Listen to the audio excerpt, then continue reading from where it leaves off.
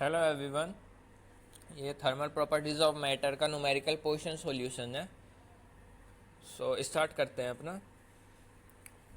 जो हमारा पहला न्यूमेरिकल आता है वो है कि हमें दो वो गिवन है एफ ट्रिपल पॉइंट्स नियॉन और कार्बन डाइऑक्साइड के, और हमें केल्विन में टेम्परेचर गिवन है वो 24.57 केल्विन और 216.55 केल्विन। हमें एक्सप्रेस करना है सेल्सियस और फ़ारेनहाइट स्केल में। नियॉन के लिए निकाल लेते हैं पहले कि हमें टेम्परेचर गिवन था केवल में केल्विन और सेल्सियस का रिलेशन आपको पता होगा, वो इसमें यूज़ करना है। बस कॉन्सेप्ट बता देता हूँ, खुद सॉल्व कर लेना। फिर हमारा जो डेल्टा डिग्री सेल्सियस आएगा वो हो जाएगा -248.58, और जो फ़ारेनहाइट का उसका रिलेशन लगा के जो फ़ारेनहाइट की वैल्यू आएगी वो हो जाएगी -415.44। अब जो इसमें दूसरा पार्ट निकालना है वो कार्बन डाइऑक्साइड के निकालना है। वो सेम प्रोसीजर होगा, इसमें ज़्यादा बताने की ज़रूरत नहीं है, पर मैं बता देता हूँ। इसमें वही केल्विन का टेम्परेचर अलग होगा जिसकी वजह से सेल्सियस अलग निकलेगा, फ़ारेनहाइट अलग निकलेगा, सारों की वैल्यू अलग होगी। अब जो दूसरा क्वेश्चन है वो है two absolute scale A and B have triple points of water defined to be 200 A and 350 B. What is the relation between T A and T B. इन दोनों के बीच में रिलेशन बताना है क्या है। एक ट्रिपल पॉइंट है वाटर का, वो एब्सोल्यूट स्केल पर 273.16 केल्विन होता है, वो हमें पता है। और जो वैल्यू होगी टेम्परेचर ए की एब्सोल्यूट स्केल पर हो जाएगी 273.15 इंटू टी ए बाई 200, और ऐसे टेम्परेचर बी की वैल्यू होगी वो होगी 273.15 इंटू टी बी बाई 350। अब हमें पता कि टी ए टी बी दोनों सेम टेम्परेचर को रिप्रेजेंट करें, तो इन दोनों को इक्वल रख देंगे, जिससे हमारे पास क्या होगा, इनका रिलेशन आ जाएगा T A equals to 4/7 into T B. अरे ये है इसका आंसर। जो अब थर्ड क्वेश्चन है उस पर मूव आउट करते हैं। ये electrical resistance in ohms of a certain thermometer varies with temperature according to the approximate law R2 equals to R1, और फिर 1 प्लस एल्फा, फिर डेल्टा टी आ जाएगा। Resistance of is 101.16 ohms at a triple point of water 273.16 kelvin and 165 kelvin. हमें melt temperature बताना कि 123.4 ohms पे कितना होगा। आर को मैंने ले लिया, जो ऊपर की साइड था वो R2, और आर ओ को ले लिया R1, जो मैंने पहले ही बोला था। ऐसे में कई सारी चीज़ें कि मैंने वो लिख लेते हैं, जैसे R2T1 R2T2। अब इसमें इस फॉर्मूले को ये ऐसा बन जाएगा R2 इक्वल्स टू R1, जो मैंने बताया था पहले भी, मैंने वो नहीं पढ़ा था। पर अब जो अल्फ़ा की वैल्यू निकाल लेंगे, पहले वैल्यू रख के जो फॉर्मूला होगा वो हो जाएगा अल्फ़ा इक्वल्स टू हो जाएगा, जो डेल्टा आर और डेल्टा टी थे ऐसे रिप्रेजेंट करते हैं, पर जो डेल्टा ए की वैल्यू आ जाएगी इसे सॉल्व करके आ जाएगी 0.00192 पर केल्विन, और जो R2 equals to R1 1 plus ए हो जाएगा। इसमें जो R2 की वैल्यू है जो हमें अब निकालनी है वो है जो हमें लास्ट की बनती 123.4। अब इनमें वैल्यू रख के T2 की वैल्यू आ जाएगी 384.83 केल्विन। अब जो हमारा फोर्थ क्वेश्चन है, ये बहुत सारे क्वेश्चन हैं, मतलब इसके रीजंस देने हैं, आंसर द फॉलोइंग करना है। एक ट्रिपल पॉइंट के माने स्टैंडर्ड फिक्स पॉइंट का मॉडर्न थर्मोमीटर में क्यों। What is the wrong in taking the melting point of ice and boiling point of water as standard fixed point? और दूसरा है there was two fix point in original success scale as mentioned above which will be assign. इन सारों में reasons देने हैं, एक में सॉल्यूशन से करना है। जो पहला क्वेश्चन है उसका मतलब जो रीज़न है वो है जो ट्रिपल पॉइंट होता है वाटर का, उसकी एक यूनिक प्रॉपर्टी होती है 273.16 के होती है, मतलब यूनिक सी वैल्यू। और जो मेल्टिंग पॉइंट बॉइलिंग पॉइंट होता है वो प्रेशर के साथ चेंज हो जाते हैं, जिसकी वजह से हम उसे नहीं ले सकते। यही था इसका आंसर। जो अब मूव आउट करते हैं अपने इस वाले क्वेश्चन के बीवे पार्ट पे। जो बी पार्ट है उसका सोल मतलब आंसर है कि जो केल्विन स्केल एब्सोल्यूट स्केल है उस पर बस एक ही फिक्स पॉइंट है जो है ट्रिपल पॉइंट ऑफ वाटर, और जो और कोई फिक्स पॉइंट है ही नहीं। और जो केल्विन स्केल है उस पर है 0 केल्विन, और वो आगे का हो जाएगा 0 केल्विन 273.15 केल्विन। ये दो पॉइंट है दूसरे वाले पे केल्विन स्केल पे। एक केल्विन एब्सोल्यूट स्केल पे तो एक ही है। और जो सीवा पार्ट है उसमें हमें जो सॉल्यूशन है वो है on Celsius scales 0 degree Celsius respond to a melting point of ice as normal pressure and value of absolute temperature is 273.15 kelvin. The temperature 23.16 kelvin correspond to the triple point of water. मतलब जो Celsius scale है उस पर 0 degree correspond डलती है melting point की ice के, जो नॉर्मल प्रेशर पर रहता है। और जो टेम्परेचर 273.16 केल्विन पे है वो ट्रिपल पॉइंट है वाटर का। और जो डीवा है उसमें आप सॉल्यूशन देख सकते हो, T F -32/180 equal to T K -273.100, और उसमें ये दूसरे 1 या 2 हो जाएगा, इन दोनों को इक्वल रख देंगे, हमारे पास जो वैल्यू आ जाएगी वो आ जाएगी 291.688। यही था आंसर। जो हमारा फिफ्थ क्वेश्चन है वो है, टू आइडियल गैस थर्मोमीटर से an B use hydrogen and oxygen respectively. इस वाले क्वेश्चन में हमें बताना है कि जो पहला पार्ट है इसका जो एब्सोल्यूट टेम्परेचर है नॉर्मल मेल्टिंग पॉइंट का सल्फर का, उसकी रीडिंग क्या होगी एब्सोल्यूट टेम्परेचर पे। इसका सॉल्यूशन करते हैं, अभी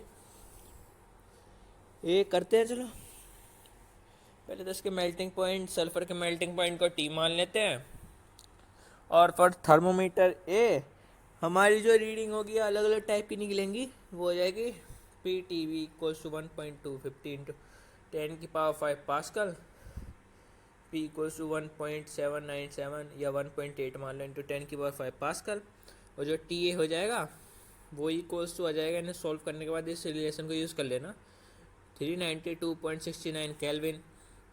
और अब क्या होगा, ऐसी थर्मोमीटर बी के लिए निकलेंगी, और जो इसका टेम्परेचर जाएगा टी बी वो जाएगा 391.98 केल्विन।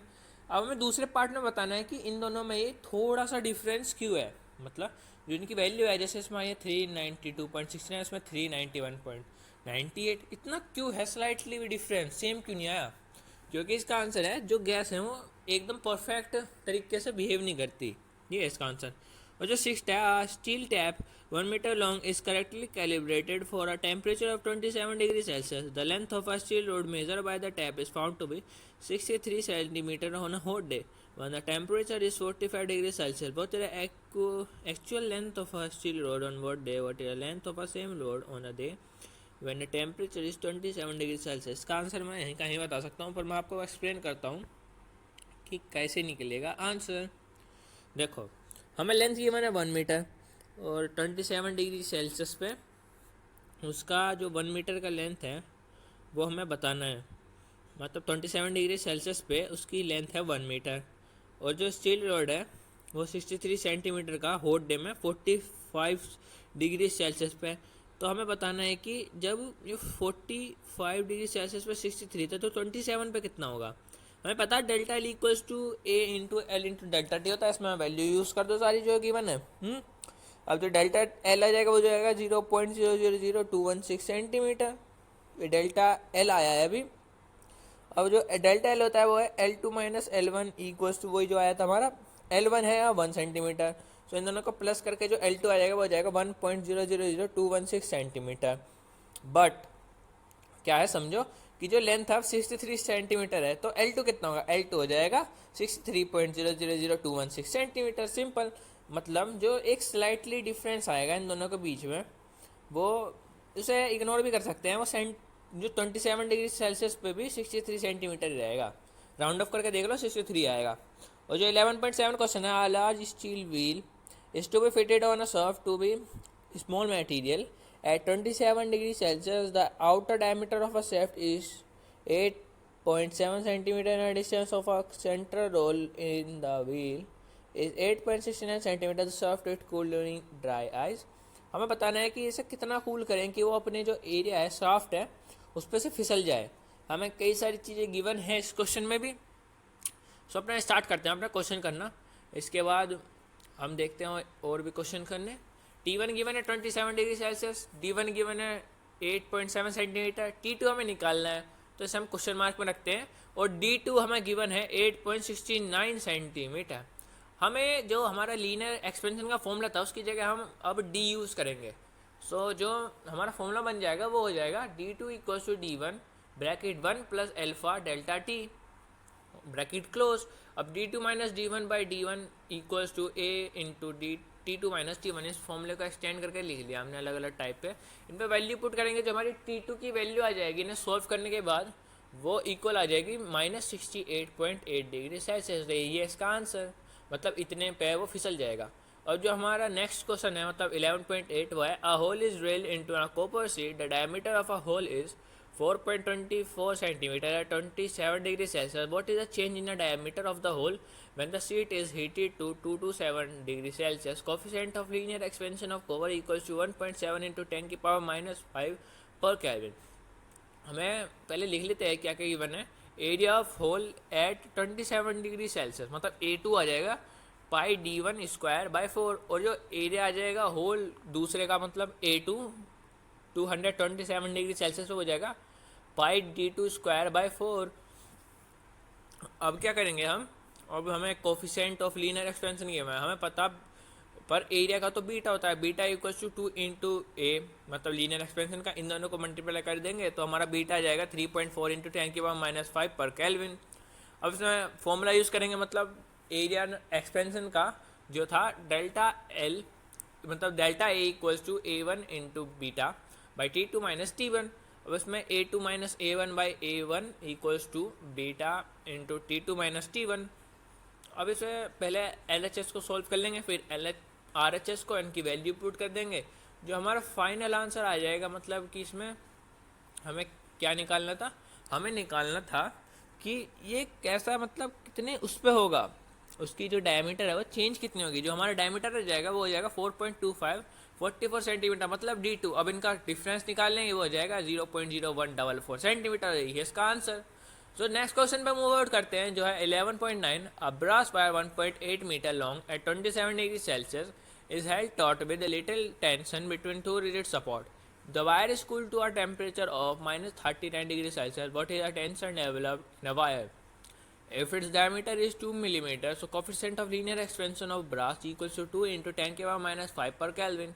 यंग्स मॉडल गिवन पहले लिख लेते हैं. लेंथ गिवन है 1.8 मीटर और जो T1 गिवन है वो 27 डिग्री सेल्सियस, और क्या क्या गिवन है हमें और देखते हैं. T2 गिवन है -39 डिग्री सेल्सियस, और जो हमारे डायमीटर गिवन है वो 2 मिलीमीटर. ऐसे कन्वर्ट कर लेंगे मीटर में हो जाएगा 0.002 मीटर.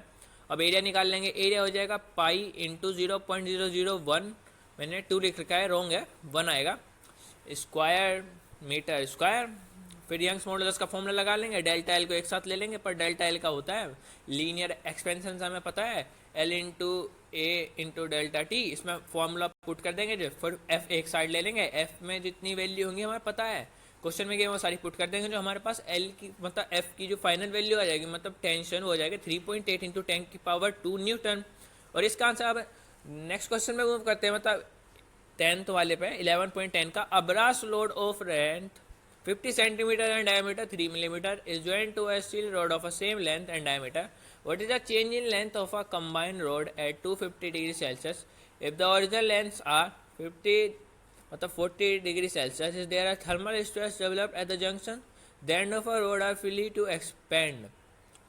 पहले ब्रास के लिए निकाल लेते हैं कि डेल्टा एल इक्वल्स टू होता है वो L A into delta T. अब इसमें डेल्टा टी हो जाएगा 210 डिग्री सेल्सियस. अब इसमें वैल्यू पुट कर देंगे तो डेल्टा एल ब्रास के लिए आ जाएगा 0.21 सेंटीमीटर, और वैसे ही स्टील के लिए भी आ जाएगा 0.13 सेंटीमीटर. अब हमें बताना है इन दोनों का सम कर देंगे, पहले हम हो जाएगा 3.34 सेंटीमीटर. अब बताना है नॉर्मल से डेवलप होगा नहीं होगा, नहीं होने का, क्योंकि रोड है ना फ्रीली एक्सपेंड करेगी, इस वजह से जो होगा ना जंक्शन वो थर्मल स्ट्रेस उसमें कोई डेवलप्ड ही नहीं होगा, वो एक्सपेंड करती जाएगी. बस यही था इसका आंसर, आप सॉल्यूशन देख सकते हो. So thank you. जो हमारा 11th क्वेश्चन है वो है the coefficient of volume expansion of glycerine is 49 into 10 की पावर -5 पर kelvin. What is the fractional change in its density for a 30 degree Celsius rise in temperature. मतलब हमें gamma given है 49 इंटू 10 की power -5 पर केल्विन, और हमें density का चेंज बताना है जब 30 डिग्री सेल्सियस राइज होगा टेम्परेचर, मतलब 0 से 30 डिग्री. सो हमारा जो डेल्टा टी हो जाएगा वो हो जाएगा 30 डिग्री सेल्सियस. हमें पता वॉल्यूम एक्सपेंशन का फॉर्मूला यूज़ करेंगे और इसमें वैल्यू यूज़ कर देंगे. जो हमारा V2 आ जाएगा वो आ जाएगा 1.0147 इंटू V1. हमें पता density equals to mass by volume हो है, so mass equals to density by volume हो जाएगी, ये 1 के निकल जाएगा, मतलब मास इक्वल्स टू ρ1 इंटू V1. अब ρ2 में पुट कर देंगे ये वाली वैल्यू, वो आ जाएगा ρ1 V1 बाय V2. अब जो ρ2 की वैल्यू हो जाएगी वो जाएगा ρ1 इंटू V1 बाय V2. अब इसमें वैल्यूज पुट कर देंगे जो हमारी V2 की निकली थी पहले, उससे क्या आ जाएगा, हमारी रो टू की वैल्यू आ जाएगी, रो टू की वैल्यू कितनी आ जाएगी 0.9855 इंटू रो वन। अब जो फ्रैक्शनल चेंज आएगा डेंसिटी में, मतलब delta rho by rho one, उसे डेल्टा वी को लिख लेंगे rho one minus rho two by V one. अब इसकी वैल्यू पुट करने के बाद हमारे पास आ जाएगा 1.0985 को माइनस करके 0.45 समथिंग आ जाएगी, ये आंसर। अब जो 11 मतलब 12th क्वेश्चन है वो है, a 10 kilowatt drilling machine is use to drill a bore in a small aluminium block of mass 6 kg, how much rise in temperature. हमें निकालना है कि उसमें टेम्परेचर कितना बढ़ेगा। पावर गिवन है 10 किलोवाट, इसे चेंज कर लेंगे वॉट में, 10 की पावर 4 वॉट हो जाएगा। टाइम गिवन है 2.5 मिनट, इसे 1.56 भी दे सकते हैं, और मास 8 kg। और टोटल एनर्जी हमें पता है कितनी निकालते हैं, मतलब फॉर्मूला क्या है, पावर इंटू टाइम, इसमें रख देंगे तो टोटल एनर्जी आ जाएगी 15 इंटू 10 की पावर -5 केल्विन। और 50% एनर्जी उसने लॉस कर दी, तो Q equals to 1/2 into 15 into 10 की पावर -5 कैल जूल हो जाएगा, इसकी निकल जाएगी क्यू। हमें पता है क्यू इक्वल्स टू, मतलब स्पेसिफिक हीट कैपेसिटी का फॉर्मूला यूज़ करेंगे, तो Q equals to M C into delta T आ जाएगा, तो delta T equals to Q by M C. अब इसमें वैल्यू पुट कर देंगे, पहले क्यू की वैल्यू निकली थी और मास की हमें पता है और स्पेसिफिक हीट कैपेसिटी की कांस्टेंट पता है, तो हमारा जो डेल्टा टी आ जाएगा वो आ जाएगा 1.3 डिग्री सेल्सियस, और ये इसका आंसर। हम अनदर क्वेश्चन पे मूव करते हैं, मतलब 13 क्वेश्चन पे। Copper block of mass 2.5 kg is heated in a furnace to a temperature of 500 degree Celsius and then place on a large ice block, what is the maximum amount of ice that can melt. मतलब maximum amount of ice कब melt हो सकती है, मतलब बताना है इसमें हमें। मास की मैंने 2.5 kg, delta T equals to है 500 डिग्री सेल्सियस, और सी और एल मतलब ये स्पेसिफिक हीट कैपेसिटी का कौन मतलब जो आता है सी, और एल लेटेंट हीट। हमें पता है कैलोमीटर से कि heat gain equals to heat loss होता है, या heat loss equals to heat gain होता है। इसमें जो हीट गेन हो जाएगा वो होगा M dash into L equals to M C into delta T, मतलब एक साइड लेटेंट हीट ले लिया, एक साइड स्पेसिफिक हीट कैपेसिटी ले ली। इसमें वैल्यू पुट कर देंगे तो हमारे पास आ जाएगा मतलब 1500 ग्राम। इसे कन्वर्ट भी कर लेंगे केजी में आ जाएगा। जो 14 क्वेश्चन है यो है, in experiment on specific heat capacity of a metal वगैरह वगैरह, हमें निकालना है स्पेसिफिक हीट कैपेसिटी उसकी ऑब्जेक्ट की। और जो हमारा मास गिवन है वो है 0.20 kg, और delta T equals to 150 -4 degree Celsius का मतलब डेल्टा टी आ जाएगा। हीट लॉस अलग से निकाल लेंगे, जिससे क्या होगा, अब वॉल्यूम ऑफ वाटर हमें गिवन है वो है 150 सेंटीमीटर क्यूब, और मास गिवन है 150 ग्राम। और जो इंक्रीज इन टेम्परेचर होगा वाटर का वो हो जाएगा 40 -27 इक्वल्स टू मतलब 13 डिग्री सेल्सियस, डेल्टा टी आ गया। अब जो एनर्जी गेन करी थी उसने वाटर ने, हो जाएगी 150 इंटू 13 कैलोरी। और जो अब कैलोमीटर की भी ऐसी निकाल लेंगे, कितनी हो जाएगी, हीट गेन हो जाएगी 25 इंटू 13 कैलोरी। अब जो हीट लॉस करेगा वो मेटल, वो किसके इक्वल होगी, वो होगी heat gain by the water 1 of kilometre. तो वैल्यू पुट कर देंगे, जो जो हमारे पास थी, जो हमारा सी की वैल्यू हो जाएगी वो हो जाएगी 0.1 कैल पर ग्राम पर कैल पर सेल्सियस। अब इसे कन्वर्ट कर देंगे तो आ जाएगा 0.43 जूल पर ग्राम पर कैलविन। अब ये 15 क्वेश्चन है, given below are observer on molar specific heat in a watch room. इसमें हमें क्या बताना है, इसमें बताना है रीजन देना है। इसमें हमें जितनी भी गैस गिवन है वो सारी डायटोमिक है और अपनी अपनी डिग्री ऑफ फ्रीडम ले रहे हैं।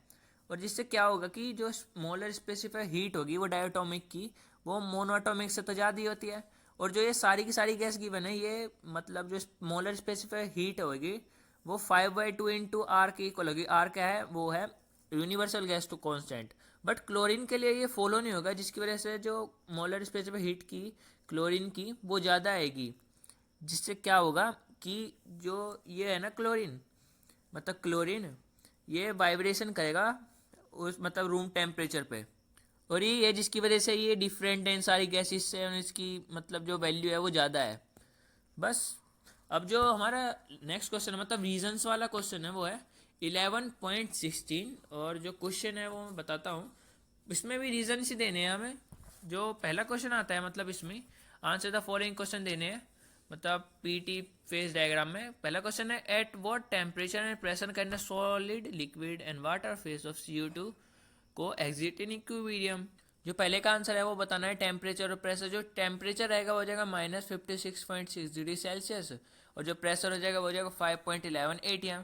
जो हमारा दूसरा क्वेश्चन है उसमें बताना है what is the effect of decrease of pressure on the fusion and boiling point of CO2। मतलब बताना है ये क्या होगा, इसमें प्रेशर होगा वो डिक्रीज हो जाएगा। और जो थर्ड है वो है what are the critical temperature and pressure for CO2, what is their significant. The critical temperature and pressure of CO2 are 31.1 degree Celsius and 73 ATM, ये प्रेशर है।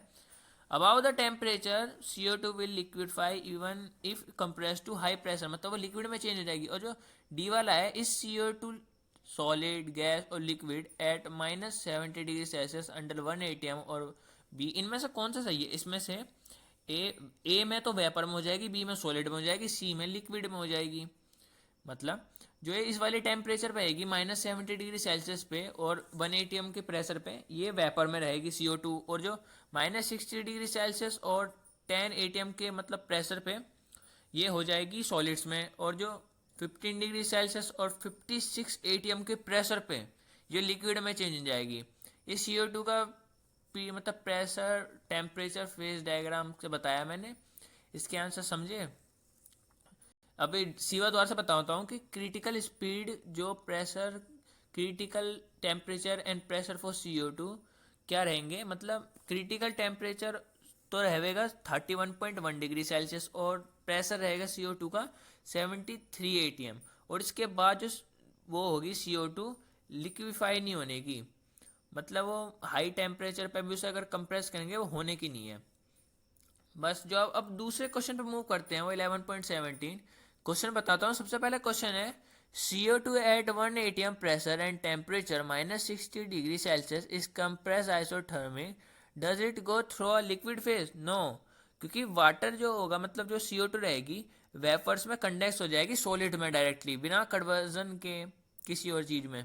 और जो बी भी है मतलब बी का क्वेश्चन है what happens when CO2 at 4 ATM pressure is cooled from room temperature at constant pressure. मतलब इसका है जो CO2 है वो सीधा मतलब गैसेस से सॉलिड में हो जाएगी कंडेंस विदाउट लिक्विड फेज में गए। और जो सी है वो है describe quality the change in its given mass of solid CO2 at 10 ATM pressure and temperature -65 degree Celsius at its heat up to room temperature constant pressure. वो पहले अपने मतलब लिक्विड फेज में हो जाएगी, लिक्विड स्टेट में हो जाएगी, फिर वेपर फेज में चेंज हो जाएगी। और जो बॉइलिंग मतलब जो फ्यूजन एंड बॉइलिंग पॉइंट है उसका हॉरिजॉन्टल लाइन पे PT का वो कांस्टेंट रहेगा प्रेशर के जो है 110 ATM। और जो फ्यूजन है वो कर्व हो जाएगा मतलब कर्व के हिसाब से। और जो डी है वो है CO2 is heated to a temperature 70 degree Celsius and compress isothermally, what change in its property do you accept it observe? It will not exhibit any clear transition to liquid phase but will differ more and more from ideal gas behavior at its मतलब pressure increase. मतलब वो जो CO2 है वो liquid phase में नहीं होने की, वो आइडियल गैस की वो शो करेगी प्रेशर बढ़ाने पे। बस यही थे इसके, द्वार से देख लेना अगर समझ में नहीं आया तो। अब मूव आउट करते हैं अपने मतलब 18वें क्वेश्चन पे जिसमें हमें बताने हैं चीज़ें। क्वेश्चन ये है कि 11.18 a child running a temperature of 101 degree Fahrenheit is given an antipyrin, मतलब मेडिसिन है जो लो फीवर पे दी जाती है, which cause an increase in rate of evaporation of sweat from his body, जिसकी वजह से जो रेट होता है मतलब पसीना निकलने का वो बढ़ जाता है। If the fever is brought down to 98 Fahrenheit in 20 minute, what is the average rate of extra evaporation caused by the drugs. मतलब 98 फ़ारेनहाइट पे 20 मिनट में टेम्परेचर आ जाता है। Assume that the evaporation mechanism to be the only way by which heat is lost वगैरह वगैरह। हमें क्या निकालना था इसमें, एवरेज रेट निकालना था। मतलब जो पहला होगा decrease in temperature delta T वो हो जाएगा 3 डिग्री फ़ारेनहाइट, इसे कन्वर्ट कर लेंगे हो जाएगा 1.67 डिग्री सेल्सियस। जो हमारा स्पेसिफिक हीट कैपेसिटी के कांस्टेंट गिवन है मतलब जो वैल्यूज़ हैं और लेटेंट हीट के गिवन है। अब हमें इसमें वही वाला प्रिंसिपल ऑफ कैलोरीमीटर यूज़ करना पड़ेगा। पहले हीट लॉस निकाल लेते हैं वो कितना होगा, मतलब स्पेसिफिक हीट कैपेसिटी का यूज़ करके हो जाएगा 50100 कैलोरी। और हमें पता है Q इक्वल्स टू M-L हो जाएगा क्योंकि मास अलग लेंगे। सो जो M- हो जाएगा वही तो निकालना है, वो हो जाएगा Q/L। Q प्रीवियस वाला यूज़ करेंगे तो हमारा M- हो जाएगा वो हो जाएगा 0.086 kg। और जो रेट ऑफ इवेपोरेशन है वो जो मास आया तो उसके अपॉन में टाइम कर दो वो हो जाएगा 0 पॉइंट मतलब 4.3 ग्राम पर मिनट। अब जो 19 क्वेश्चन है उसमें एक क्वेश्चन आप पढ़ लेना, इसमें मैं बताता हूँ क्या निकलना है। Amount of ice remaining after 6 hours, मतलब हमें आइस का बताना है 6 घंटे बाद वो उसकी जो मतलब जितना वो थी उसकी वॉल्यूम वो कम होगी या डिक्रीज होगी या इंक्रीज होगी। पहले तो ईस्ट साइड है, मतलब जो उसकी 30 सेंटीमीटर है, मतलब 0.3 मीटर। और जो टोटल सरफेस एरिया जो आइस ने कवर करा है वो है 0.54 मीटर स्क्वायर। और जो थिकनेस है उसकी आइस की वो है 0.05 मीटर। टाइम कितना गिवन है हमें 6 आवर्स, इसे कन्वर्ट कर लेंगे वो जाएगा 21,600 सेकेंड। मतलब डेल्टा टी गिवन है वो है 45 डिग्री सेल्सियस। अब इसमें कंडक्शन, मतलब कंडक्शन का फॉर्मूला यूज़ करेंगे, आप मेरी वीडियोस में देख सकते हो क्या होगा। इससे हमारे पास एच आ जाएगा, वो है 1.05 इंटू 10⁵ जूल। अब क्यू इक्वल्स टू यूज़ करके हमारे पास आंसर आ जाएगा इसका भी। अब हमें इसमें भी वो देने हैं, मतलब कैसे होगा। सबसे पहले a blood with large reflectivity is a poor emitter. जो पहले वाले में हम यूज़ करेंगे कीचा लो, जिसकी वजह से हमें बता रखा है जो गुड एमीटर होते हैं वो होते हैं गुड एब्जॉर्वर, और जो बैड एमीटर होते हैं वो है पुअर ऑब्जॉर्वर। जो बॉडी है वो है पुअर एमीटर, मतलब वो मतलब बैड एब्जॉर्वर है, अच्छे से एब्जॉर्ब नहीं कर पाती। और जो दूसरे का है वो है अ ब्रश ट्यूमर, मतलब tumbler feels much colder than a wooden tray on a chilly day. जो ब्रास है वो गुड कंडक्टर ऑफ हीट है पर वुड नहीं है, जिसकी वजह से जब हम ब्रास को छुएंगे तो हीट फ्लो होगी, जिसकी वजह से जो हमारी बॉडी से वो मतलब जो हीट है वो लॉस हो जाएगी, उसको वो ले लेगी अपने अंदर हीट, जिसकी वजह से हमें वो ठंडा लगेगा। पर वुड में कुछ होते हैं ना, हमें कुछ फील ही नहीं होने का। जो सी है एन ऑप्टिकल पैरो मतलब pyrometer calculated for ideal black get radiation give to. इसका मैं सीधा आंसर बताता हूँ क्या है। इसमें जो ऑप्टिकल पैरामीटर का यूज़ करेंगे जो बताता है कि जो सरफेस की ब्राइटनेस होगी वो उसके टेम्परेचर डिपेंड रहेगी, जिसकी वजह से 600 डिग्री सेल्सियस पे वो हो जाएगा, ब्राइट इमेज देगा। बस इतने ही था, थैंक यू।